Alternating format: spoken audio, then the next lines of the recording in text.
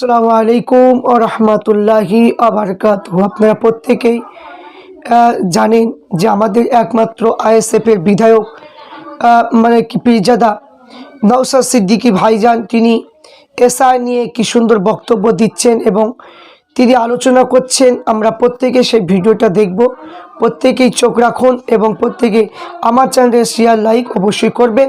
এই বক্তব্যটা না টেনে প্রথম থেকে শেষ পর্যন্ত শুনবেন, অবশ্যই আপনারা বুঝতে পারবেন। মানসিক প্রস্তুতি নিয়ে রাখুন। এখন শুধু তিনটে জিনিস বাদ পড়েছে। কি কি? শিফটিং, অ্যাবসেন্ট আর date. Absent, shifting, date, ASD মাথায় রাখবেন। যেগুলো বাদ করেছে সেগুলো বাদ পড়ারই। এর মধ্যে যদি কারো নাম আসেনি তাহলে কি করবে? নিশ্চিন্তে থাকুন। নাম্বার আমরা ছেড়েছিলাম, খেয়াল আছে? এসআইআর এর সময় সন্ধ্যে 6টা থেকে রাত্রি 9টা, ওই নাম্বারে ফোন করুন, আপনাকে বলে দেবে। মানে পার্টির পক্ষ থেকে হেল্পলাইন চালা আছে, তো আপনি জানেন তো নাকি? ফোন করবেন, সমস্যা কিভাবে সমাধান হবে বলবে। এরপরে হয়তো কাউকে আপনাকে নোটিশ দিয়ে ডাকতে পারে, নিশ্চিন্তে থাকবেন। নোটিশ পেলে ভয় খাবেন না। নোটিশ ভয় খাবে শুভেন্দু অধিকারী। নোটিশকে ভয় পাবে শুভেন্দু অধিকারী। ওই নোটিশের ভয়ে যে বিজেপিতে নাম লিখিয়েছে, আমরা ভয় পাবো না। মাথায় থাকবে তো নাকি? নিশ্চিন্তে থাকবে। প্রয়োজনে যদি 1000 মানুষের জন্য উকিলের প্রয়োজন হয়, এই শামসুর স্যার আপনাদের কাছে আছে, নেতৃত্বরা আছে। 1000 মানুষকে বিনামূল্যে আইনি পরিষেবা দিয়ে আপনাদের সমস্যা আমরা সমাধান করব। নিশ্চিন্তে থাকবেন আপনারা। শুধু আমাদের এই নাম্বারে ফোন করে বলবেন এখানে নেতৃত্বদের নাম্বার আছে। এত আছে তো নাকি? এইসব আছে তো? এত তো নেতৃত্বরা আছে। মোতালেব ভাই কোথায় গেল? আমার পড়েছে তাদের এসো, তারা তোমরা যারা আছে। এটা রাকেশরাও তো অনেক দায়িত্ব নিয়ে আমদাঙ্গার কাজ করছে। তুমি তো এ তো চারি জায়গায় ছুটছে। আসেন সামনে আসেন। যারা যারা আছে এসব আছে, দেখতে পাচ্ছেন তো নাকি? কোন অসুবিধা হলে এসআইআর নিয়ে এদেরকে বলবেন, এরা শেষ পর্যন্ত আপনাদের পাশে থাকবে। একদিন রাত্রে আমি বাড়ি ফিরি, ভাইজান জলসা থেকে এসে আমাকে ডাকলো, ডেকে বলছে নওশাদ শোন, তুই যেভাবে সিএ সময় মামলা করেছিলিস, ওবিসি সার্টিফিকেটের জন্য মামলা করেছিস, ওয়াকফ সম্পত্তি বাঁচানোর জন্য মামলা করেছিস, উকিলদের সাথে যোগাযোগ রাখ, উকিলদের সাথে আলোচনা কর, সুপ্রিম কোর্টে উকিলদের সাথে কথা বল।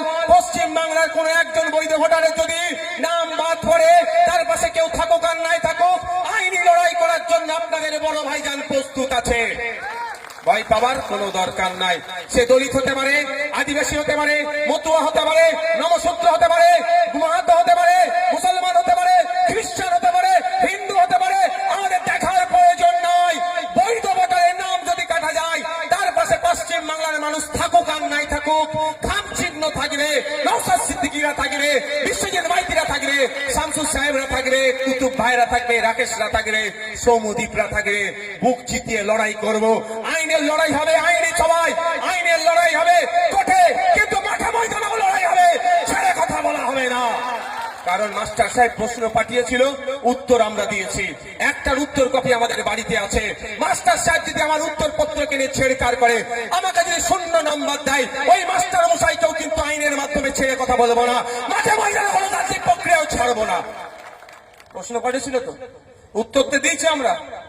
আমি ওই 6 না 8 দিনে, প্রায় ওই স্বল্প দিনে শুধু ভাঙড়ে 28টা প্রোগ্রাম করেছি। আমি জান বেরিয়ে গেছে আমার। 28টা প্রোগ্রাম শুধু ভাঙড়ে করেছি আমি, সঠিকভাবে উত্তর পত্রটা জমা দেওয়ার জন্য। জমা করিয়েছি, প্রমাণ আছে। আছে তো মা, হাতে করে একটা করে। কেউ ভয় খাবে না মা, তোমার পাশে কেউ থাকুক আর নাই থাকুক। বল্লভপুর মাদ্রাসা যে ভাইজান করেছে, আব্বাস সিদ্দিকী ভাইজান, নলেজ সিটি যে ভাইজান করছে, সেই ভাইজান আপনার পাশে থাকবে। শুধু আপনার কাজ কি হবে? আমাদের নেতাদের মাধ্যমে ওই যে কপিটার একটা জেরক্স পাঠিয়ে দিয়া আর কি সমস্যাটা বলে দেওয়া, বাকি আমরা বুঝে নেব। একজন যদি নাম বাদ যায়, সে দলিত হতে পারে, আদিবাসী হতে পারে, নমশূদ্র হতে পারে, মতুয়া হতে পারে, মুসলমান হতে পারে, খ্রিস্টান হতে পারে, মাহাতো হতে পারে, দেখার দরকার নেই। ঝাড়গ্রামের মানুষ হতে পারে, গোপালনগর ঠাকুর বাড়ির মানুষ হতে পারে, ফুরফুরা সাহেবের মানুষ হতে পারে, দেগঙ্গার হতে পারে, ভাঙড়ের হতে পারে, কুলপির হতে পারে, কাকদ্বীপের হতে পারে, পশ্চিম বাংলার যে কোনো প্রান্তের মানুষ হতে পারে। এই একা মানুষের জন্যই আপনাদের বড় ভাইজান আমাকে নির্দেশ দিয়েছে সুপ্রিম কোর্টে যাওয়ার জন্য, দিল্লিগামী ফ্লাইট ধরার জন্য। তবে মমতা দিদির মতো দিল্লিকে আমি ফ্লাইট ধরে বিজেপির সাথে সেটিং করার জন্য বলেনি, কিন্তু কোনো ভয় পাওয়ার দরকার নেই। সব থেকে সহজ এখন খসড়া লিস্টে আপনার নাম এসেছে কি আসেনি, সহজ পদ্ধতি বলবো, সেটা হচ্ছে দেখুন আমার ফেসবুকে পোস্ট করে দিতে বলেছি, ওখানে ডাইরেক্ট এটা তুলে দেওয়া আছে, ভোটার সার্ভিস পোর্টাল এই ধরনের কিছু না। আচ্ছা, আর একটা সহজ পদ্ধতি হচ্ছে যেমন ভাবে আমরা অ্যাপস ডাউনলোড করি, অ্যাপস যেখানে গিয়ে প্লে স্টোর থেকে বা অ্যাপ স্টোর থেকে ইসিআই নেট লিখবেন, দিয়ে দেবে, ডাউনলোড করবেন, ওটা সব থেকে সহজ। আপনি আপনার এপিক নাম্বার দেবেন, চলে আসবে, এপিক নাম্বার দেবেন, চলে আসবে। আমার ফোনটা দেখি।